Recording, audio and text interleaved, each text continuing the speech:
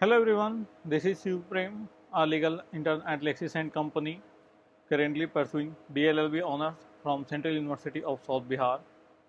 And in today's session, I am going to discuss over the other authorities as the state in Indian Constitution.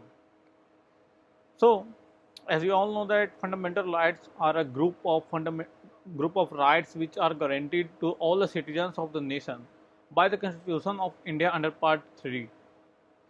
These rights apply universally to all the citizens residing in the nation, irrespective of their caste, creed, color, or gender. They are recognized by law as rights requiring a high degree of protection from the government, and they cannot be violated by the government. Fundamental rights cannot be enforced against the individuals and private entities. The obligation of protecting these rights lies in the government or the state or its authorities. So, most of the fundamental rights provided to the citizen are claimed against the state and its instrumentalities, or not against the private bodies. Article 12 gives an extended significance to determine a state so as to determine on whom the responsibility has to be placed. Now, let us see what is the meaning of the state in the Article 12.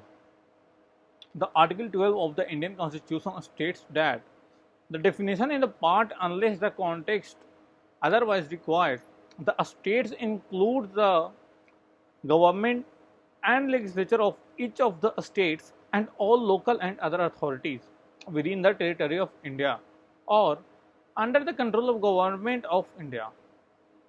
In the other words, for the purpose of the part 3 of the constitution, the states comprises of the following parts. The first one is government and parliament of India, that is the executive and the legislature of the union. The second one is the government and the legislature of each state, that is the executive and the legislature of the various states of India. All local or other authorities within the territory of India, and all local or and other authorities who are under the control of the government of India. So now the term other authorities in the Article 12 of the Indian Constitution has nowhere been defined, neither in the Constitution nor in the General Clauses Act of 1897 nor in any other statute of India. Therefore, its interpretation has caused a good deal of difficulty and judicial opinion has undergone changes over time. It refers to the authorities other than those of the local self-government who have the power to make rules, regulations, etc. having the force of law. Instrumentality and agency are the two terms which to some extent overlap in their meaning. The basic essential distinction between an instrumentality and an agency of the state and the other authorities has to be done in mind. An authority must be authority sui juris within the meaning of the expression or other authorities under Article 12. A judicial entity, though an authority, may also ratify the list of being instrumentality or agency of the state, in which even such authority may be held to the instrumentality or agency of the state but not vice versa. So now let us see what is the control of the government. Under Article 12 of the control of under Article 12, the control of the government does not necessarily mean that the body must be under the absolute direction of the government and must have some form of control over the functioning of the body. Just because a body is a statutory body doesn't mean that it is a state.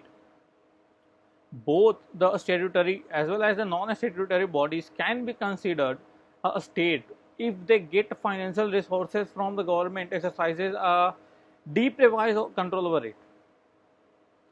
For example, states include DTC, Delhi Transport Corporation, or ONGC, and electricity boards.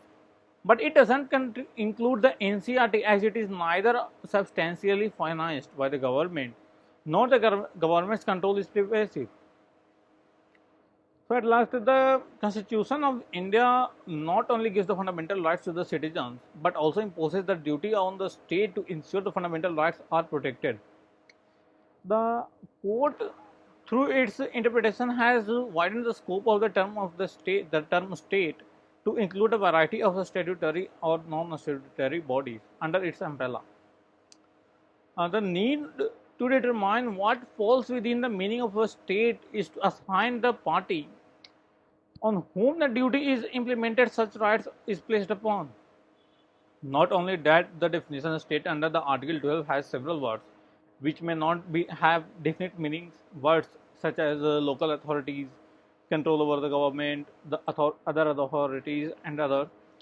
And as seen in the above sections, the court have through in the course of the judgment described the extent of the article by laying down a test and discussing the meaning of the term.